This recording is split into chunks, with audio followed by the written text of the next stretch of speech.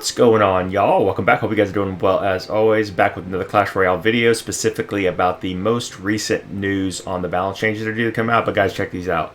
I just put these on because I'm rocking the green screen. You guys know that. Look, come on now.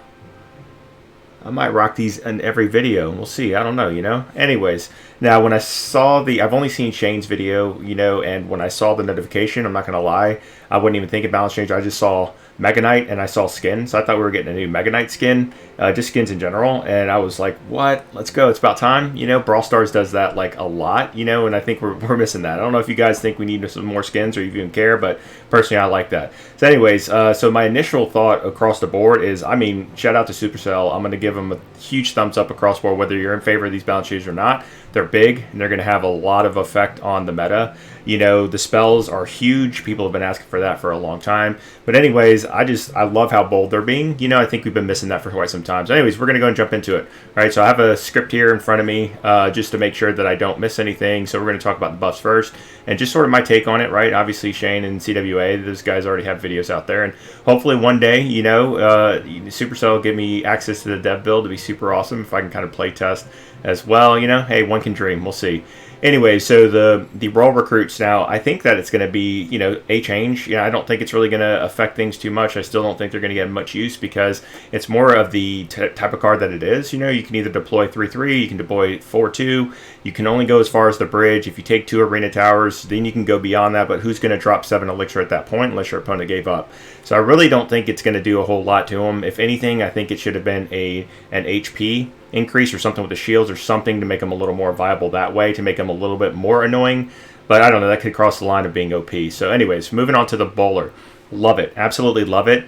I still think that Prince, Dark Prince, things like that, should be able to knock those things back. It's rolling a huge boulder. But I do like it. I think you're just going to have to play a little more strategic. You're probably going to initiate the bowling effect, right? You obviously have to be a little bit closer now with the 1 tile decrease, I should say, before he starts throwing that boulder. But I do think it's going to be pretty solid across the board. I'm excited. I loved in Shane's video when you saw the Giant and the Musketeer behind there, and he was able to hit both. So we'll see how it goes. I love it. I think it's a great first change. I still think it's probably going to need a little bit more work, but with the HP increase, that also kind of helps because you have to drop it 1 tile closer. So we'll see.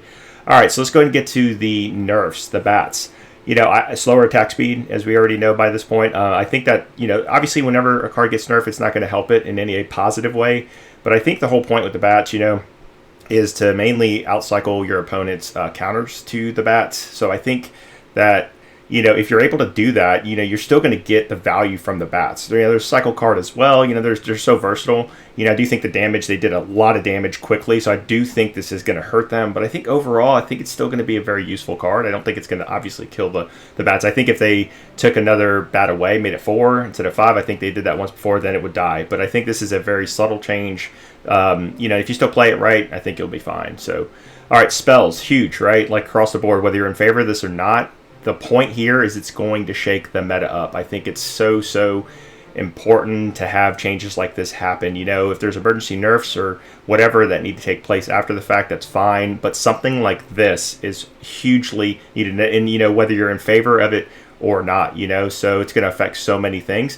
The only 2 cards I will talk about there, is I wasn't really on board with Zap. I don't know if that was one of the cards tower damage wise that really affected things too much. I could be wrong. So when I was a little surprised to see Zap, Log, I like it in the fact that it's going to just, you have to be much faster, right? Like if your opponent is playing, of course, a Log Bait or Spear Goblins at the bridge or whatever, you just have to be a lot faster because obviously you have to be at the bridge to get tower damage as well. Otherwise, you're going to sacrifice that if you're not quick enough. So I think that's, overall pretty good. We'll see how it all shakes out. Excited for sure.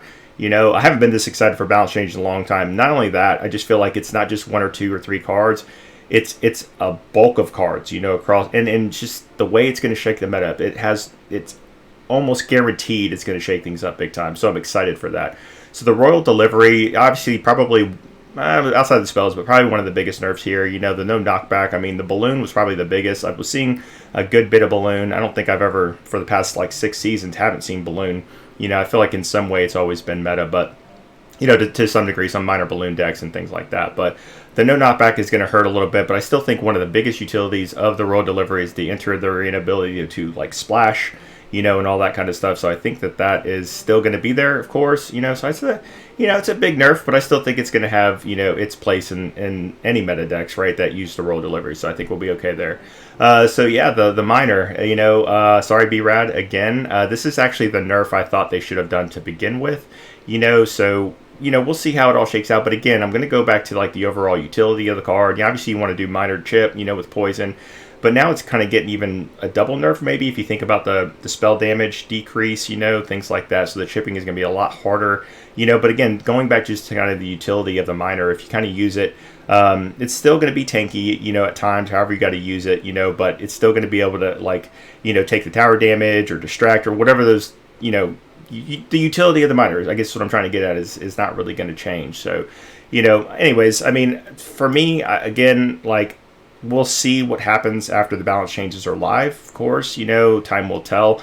Even, the first whole week is usually dedicated to people playing CCs and GCs, etc., and just really trying to learn, the new changes, things like that. But the most important thing is all of the spell, I'm telling you, the spell damages, and just seeing all the different things that are going to come from that. So I'm going to end the video with these two cards here, of two cards that I kind of wished were on the list. I know that a lot of people are, and and this isn't about me being a Golem player or an Expo player or not being one or whatever. I just think if you kind of think about it, I think there's opportunities here to kind of, I don't want to say rework, but change these up a little bit, in a way. Maybe it's a buff nerf, right? It's just, or it's an overall balance of the card, to kind of just be able to somehow shake it up to where you can kind of be able to switch up the deck types, right? Like, I don't mind seeing Golem, but when you, and this goes with any meta deck, I guess, to some degree, but, because of Expo and Golem being around for so long,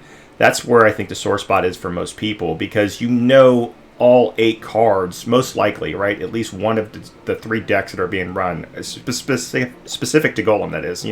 Obviously, there's 2.9, then there's Icebo, but, when you think about Golem, it's like, hey, I know what I'm running, and by the time you see the 3rd card, you're like, oh, okay, it's this deck.